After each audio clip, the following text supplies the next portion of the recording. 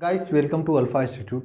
Guys हम class 12 physics यानी कक्षा 12 भौतिक विज्ञान की क्लासेज हम आपको दे रहे हैं। अभी तक हम आपको जो मोस्ट इंपॉर्टेंट दीर्घ उत्तरी प्रश्न थे, जो टॉप 15 दीर्घ उत्तरी प्रश्न थे, वह हम आपको करा चुके हैं। अब हम प्रत्येक चैप्टर के इंपॉर्टेंट अति लघु उत्तरी और लघु उत्तरी प्रश्न करा रहे हैं। इसके बाद हम आपको न्यूमेरिकल प्रश्न कराएंगे।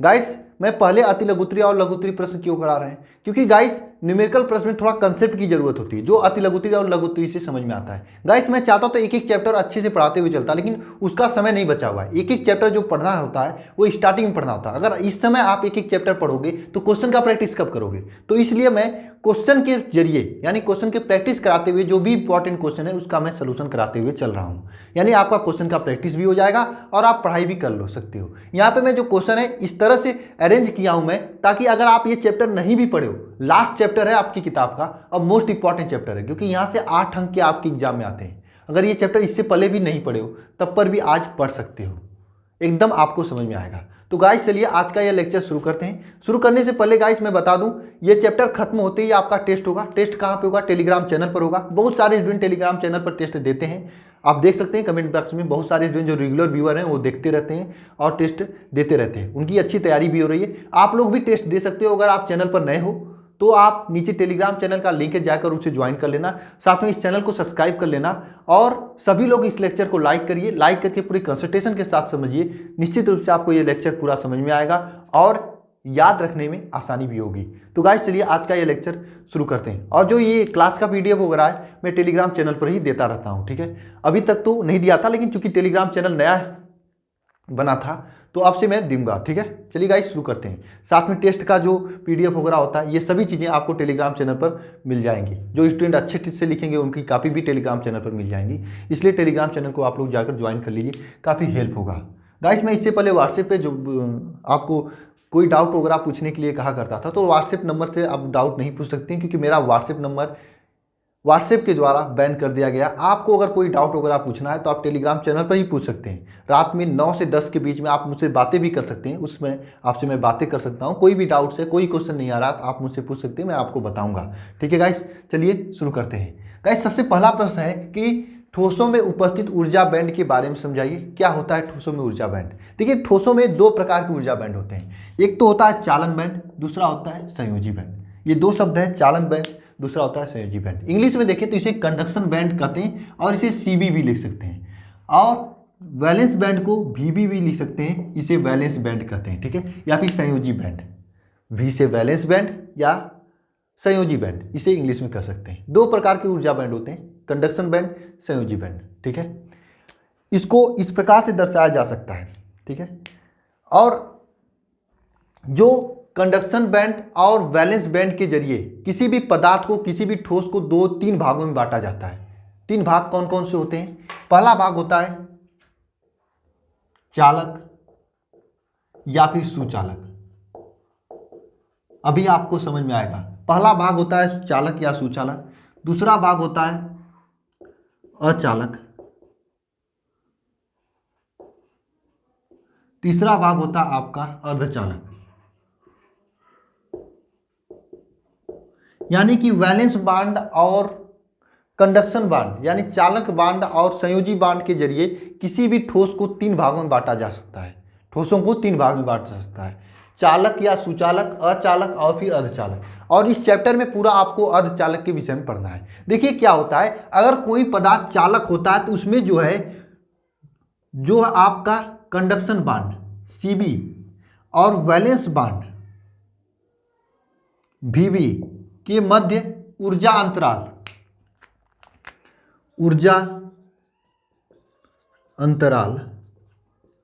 बहुत कम होता है। क्या होता है? कम होता है। अगर कोई पदार्थ चालक होता है तो उनके में कंडक्शन बैंड और वैलेंस बैंड के बीच ऊर्जा अंतराल बहुत कम होता है, जिससे क्या होता है कि ऊर्जा देने पर वैलेंस बांड के इलेक्ट्रॉन आसानी से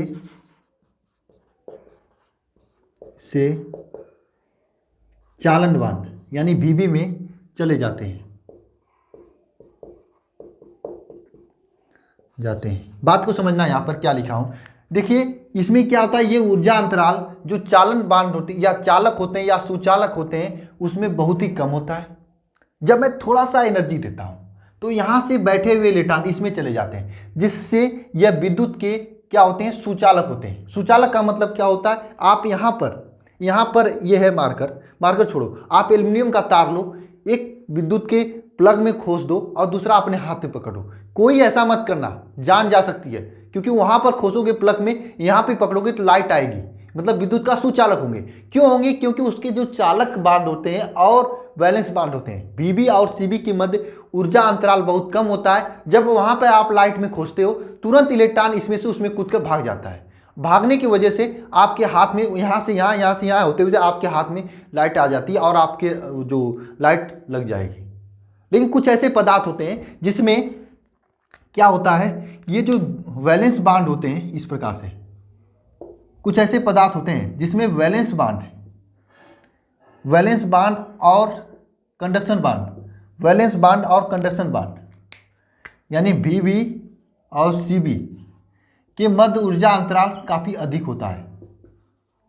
क्या होता है, अधिक होता है। ऊर्जा अंतराल यहाँ पे कम था, यहाँ पे अधिक होता है, जिसके कारण ये विद्युत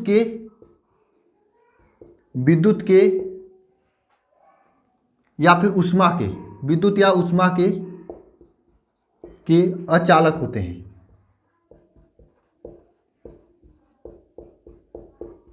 बात को समझना आप लोग, इसमें ऊर्जा अंतराल इतना अधिक होता है कि आप एक लकड़ी लेकर आओ, या फिर छोड़ो लकड़ी, ये मार्कर है, मार्कर को मैं लाइट में सटा दूं, लेकिन यहाँ पे मैं पकड़ूंगा कुछ नहीं होगा।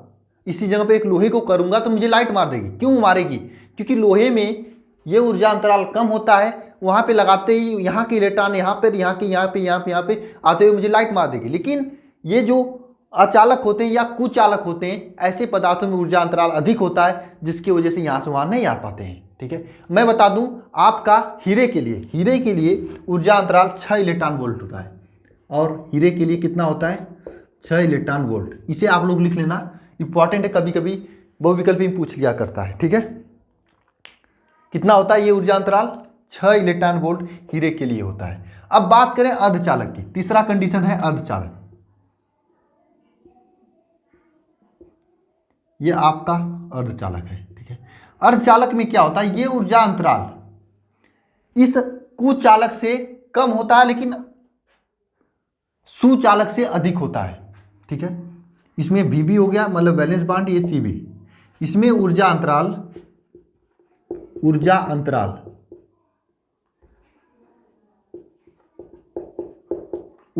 क्या होता है, कुचालक से कम होता है। ठीक है, अर्धचालक कुचालक से कम और सुचालक से अधिक होता है। ठीक है, देखिए अर्धचालक में क्या होता है, इसमें ऊर्जा अंतराल कुचालक से कम लेकिन सुचालक से अधिक होता है। इसमें क्या होता है, जब यहां पर मैं एनर्जी देता हूं, कुछ ऐसे अर्धचालक होते हैं, जब मैं वहां पर एनर्जी देता हूं तो उसमें एनर्जी देने के बाद इसमें हल्का मुल्का करंट आता है, पूरा करंट नहीं आएगा, हल्का मुल्का आएगा। ठीक है, इसमें क्या होता है, हल्का मुल्का करंट आता है। आप लोग कहोगे सर ये हल्का मुल्का आता है, इसका यूज कहाँ पे होगा, मैं कहूँगा ये बहुत ही इंपॉर्टेंट पदार्थ होते हैं, इसी का आपका पूरा मोबाइल बना हुआ है। सेमीकंडक्टर इसे इंग्लिश में कहा जाता है, अर्धचालक या फिर सेमीकंडक्टर की पूरी पदार्थ, जैसे आप एलईडी आपके रूम में लगा है ना, वो सेमीकंडक्टर का ही बना है, अर्धचालक का बना है। रोड लाइट जो है अर्धचालक से बना हुआ है, सौर ऊर्जा अर्धचालक से बना है, बैटरी अर्धचालक से बना है, सब कुछ अर्धचालक से बनते हैं, बहुत ही इंपॉर्टेंट होते हैं। इसका हम थोड़ा मॉडिफिकेशन करके, थोड़ा इसमें परिवर्तन करके बहुत सारे यूज करते हैं, तो ये अर्धचालक होता है। तो मैं उम्मीद करता हूं आपको ऊर्जा बैंड समझ में आएगा। ऊर्जा बैंड क्या होता है, ऊर्जा बैंड दो प्रकार का होता है, चालन बैंड, संयोजी बैंड, और इसमें इसे 3 प्रकार से बांटा जा सकता है। एक तो सुचालक या सुचालक, दूसरा अचालक, तीसरा अर्धचालक। अचालक को हम लोग कर सकते हैं कुचालक भी, ठीक है, कुचालक भी कर सकते हैं। और तीसरा अर्धचालक में क्या होता है, ऊर्जा बैंड कुचालक से कम लेकिन सुचालक से अधिक होता है, यानी इसमें विद्युत धारा जो होती है थोड़ी मोड़ी प्रवाहित होती है, जबकि कुचालक में एकदम नहीं होती है। ठीक है, तो इसे कहते हैं सेमीकंडक्टर। तो आप ऊर्जा बैंड को लिख लीजिए। ठीक है, आप पूरा इसका PDF में दे दूंगा टेलीग्राम चैनल पर। इसी प्रकार से फिगर बना के तीनों के तीनों एक साथ याद करना, समझ में भी आएगा, आपको याद भी होगा। ठीक है, अब हम चलते हैं अर्धचालक क्या है, अर्धचालक के बारे में जानते हैं। नेक्स्ट क्वेश्चन है अर्धचालक के बारे में। ठीक है, और ये पूछता भी अर्धचालक के प्रकार बताइए। ठीक है, तो हेडिंग करिएगा आप लोग, अर्धचालक क्या है। एक बार और हट जाते हैं, आप लोग कर लीजिए जो करना है इसका। अर्धचालक के प्रकार हेडिंग करिएगा।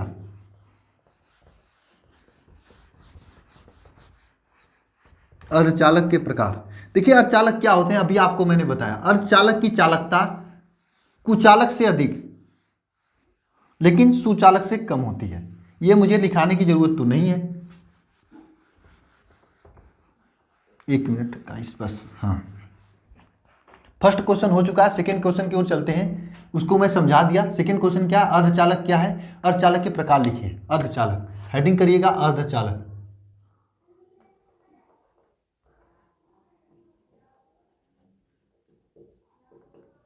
अर्धचालक। ठीक है, अर्धचालक क्या होते हैं। अर्धचालक वे पदार्थ जिनकी चालकता कुचालक से अधिक लेकिन सुचालक से कम हो, अर्धचालक कहलाते हैं। वे पदार्थ जिनकी चालकता, जिनकी विद्युत चालकता चालकों से कम लेकिन कुचालकों से अधिक हो। वे पदार्थ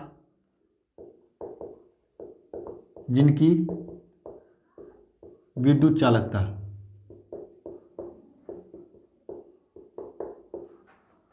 कुचालकों से अधिक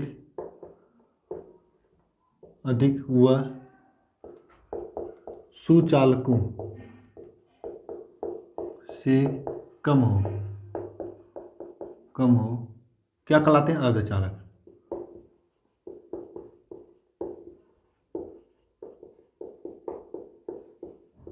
आप ऊर्जा बैंड इसका भी बना सकते हैं। ऊर्जा बैंड में क्या होता है, इसका ऊर्जा बैंड कुचालक से कम सुचालक से अधिक होता है। ठीक है, ऊर्जा बैंड अभी आपको मैंने समझाया।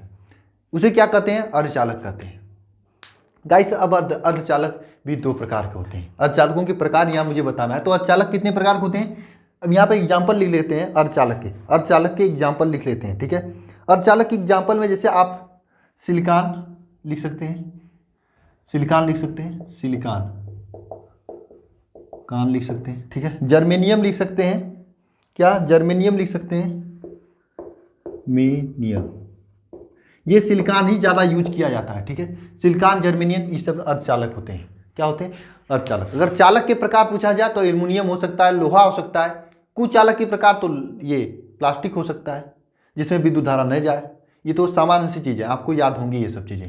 तो ये दो प्रकार, मतलब कई प्रकार होते हैं, मैं दो यहाँ पे लिखा हूँ, सिलिकॉन, जर्मेनियम मुख्यतः होते हैं। ठीक है, अब ये जो अर्धचालक होते हैं ये दो प्रकार से होते हैं। कितने प्रकार के होते हैं, दो प्रकार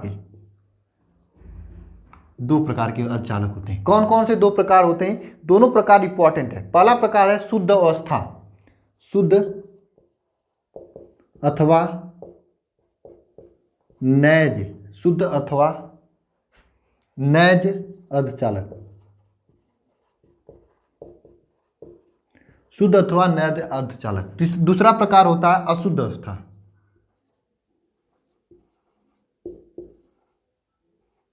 अथवा अशुद्ध अथवा बाह्य अर्धचालक।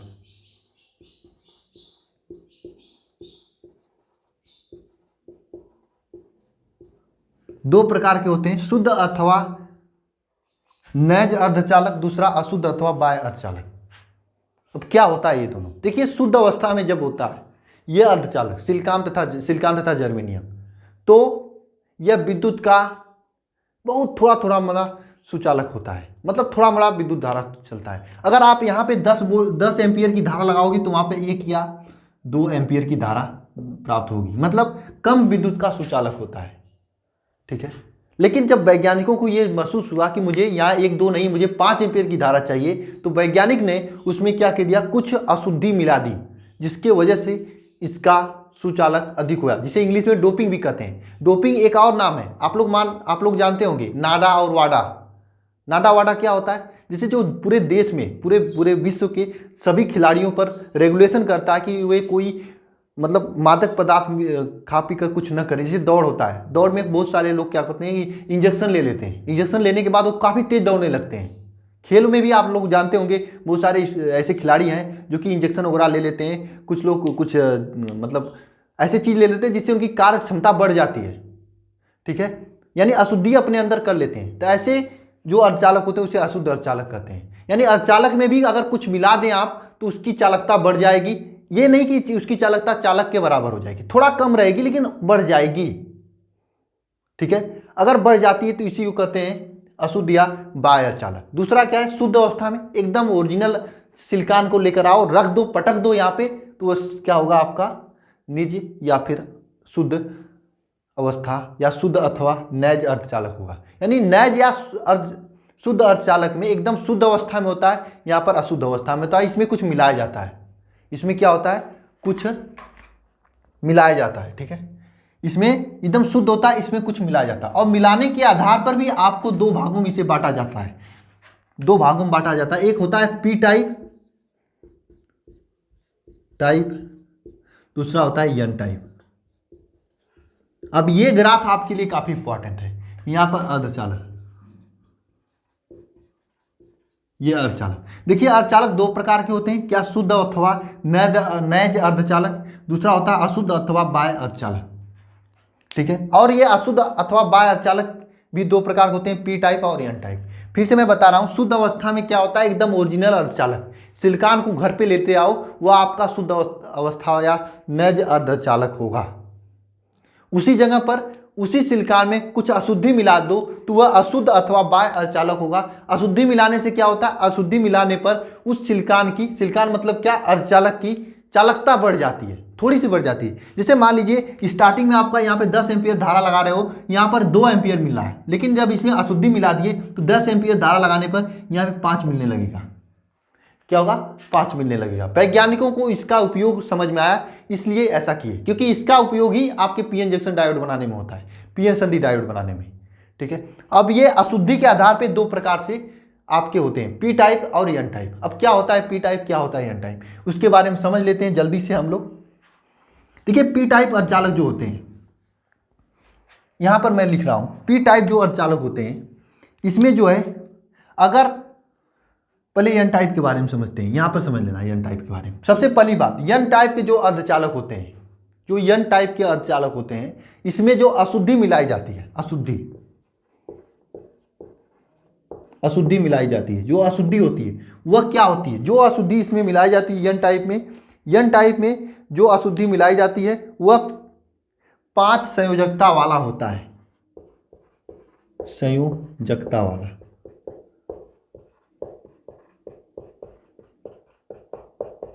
अब मैं आपसे रिकमेंड करूंगा, मैं इससे पहले अर्धचालक का एक और क्लास ले चुका हूं, उसका लिंक नीचे डिस्क्रिप्शन में जाकर देख लेना। वहां पर मैं इसका फिगर भी बनाकर समझाया हूं, वहां पर केवल एक ही चीज समझाया हूं, पी टाइप और एन टाइप। यहां पर मैं उसका थोड़ा सा रिवीजन दे रहा हूं, क्योंकि ये शॉर्ट टाइप में आप फिगर नहीं बनाओगे, जब लॉन्ग टाइम में पूछा जाता है तब फिगर बनाओगे।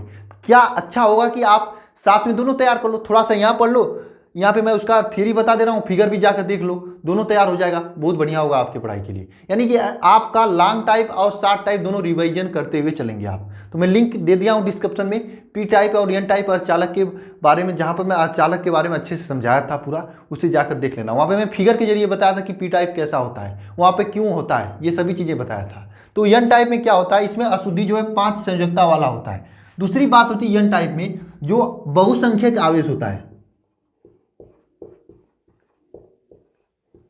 आवेश।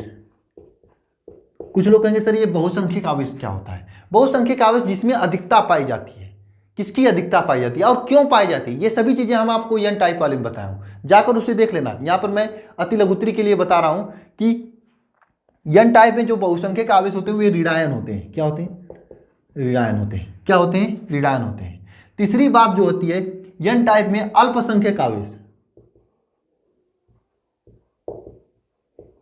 अल्पसंख्यक आवेश क्या होता है, धनायन होता है। अल्पसंख्यक आवेश धनायन होता है। अल्पसंख्यक आवेश धनायन होता है। आप इस तरह से समझ सकते हैं, मान लेते हैं यहाँ पर ये आपका एन टाइप अर्धचालक है, इसमें आपका इस तरह से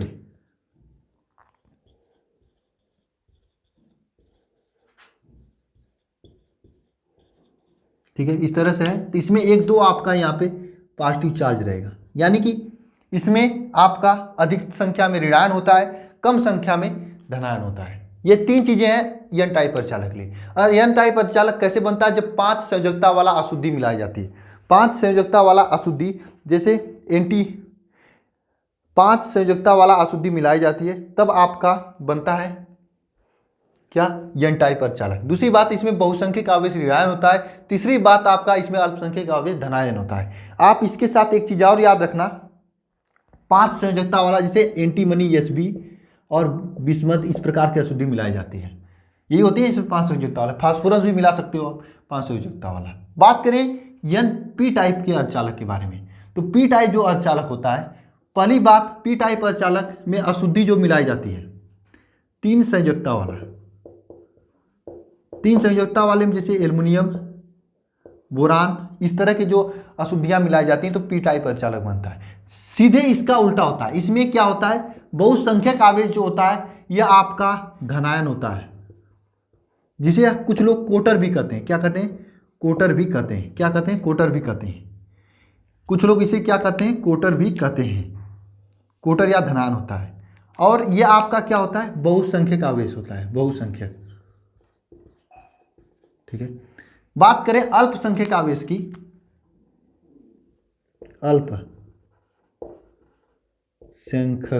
आवेश की, तो ये क्या होता है? ऋणायन होता है, ये ऋणायन होता है। ठीक है, अगर इसकी फिगर की बात करें तो इस प्रकार से आप इसका फिगर बना सकते हो। ये मान लीजिए कोई अर्धचालक है, तो इसमें आपका खूब सारा पॉजिटिव होगा और इसमें 1-2 निगेटिव होगा यहाँ पे। ठीक है, तो ये आपका पी टाइप अर्धचालक हो गया। मैं उम्मीद करता हूं आपको पी टाइप अर्धचालक या एन टाइप अर्धचालक समझ में आया होगा। इस पूरे ग्राफ को आप ऐसे ही बना लेना, आपको मेमोरी चार्ट की तरह याद रखने में आसानी होगी। अगर आपको समझ में आया रहेगा तो हिंदी आप लिख सकते हो, एक ही साथ देखोगे। 3 संयोजकता वाला एल्युमिनियम, ये आप समझ लेना, ये क्या है? एल्युमिनियम है और बोरान है। ठीक है, ठीक है, जैसे एल्युमिनियम बोरान इसमें मिलाया जाता है तो आपका पी टाइप अर्धचालक बनता है। और इसमें जो अधिकतम बहुसंख्यक आवेश होते हैं क्या होते हैं? कोटर होते हैं या फिर धनायन होते हैं। पी से पॉजिटिव, पी से पॉजिटिव, पी से धनायन, पी से पी टाइप, पी से धनायन। इससे आप याद रख सकते हो, इसमें पॉजिटिव होता है, यहाँ पे एन से निगेटिव, मतलब इलेक्ट्रॉन यहाँ पर बहुसंख्यक आवेश होता है। एक बार अगर बहुसंख्यक हो गया तो अल्पसंख्यक आपको अपने आप याद हो जाएगा। ये ऑब्जेक्टिव क्वेश्चन भी कभी कभी पूछ लिया जाता है कि इसमें कौन अधिकतम आवेश होता है, कौन मेजॉरिटी होता है, कौन माइनॉरिटी होता है। ठीक है, कभी कभी पूछ लिया जाता है। तो इस प्रकार से आपका ये पूरा तैयार हुआ, पी टाइप और एन टाइप। मैं इस प्रकार से पढ़ा रहा हूँ, जरा कमेंट बॉक्स में कमेंट करके बताना कि ऐसे मुझे पढ़ाना चाहिए या थ्योरी वाइज पढ़ाना चाहिए। ऐसे पॉइंट वाइज पढ़ाने से आपको याद रखने में आसानी होगी, समझ में भी अच्छा आएगा, मुझे मालूम है, और आपको आगे तक फायदा होगा।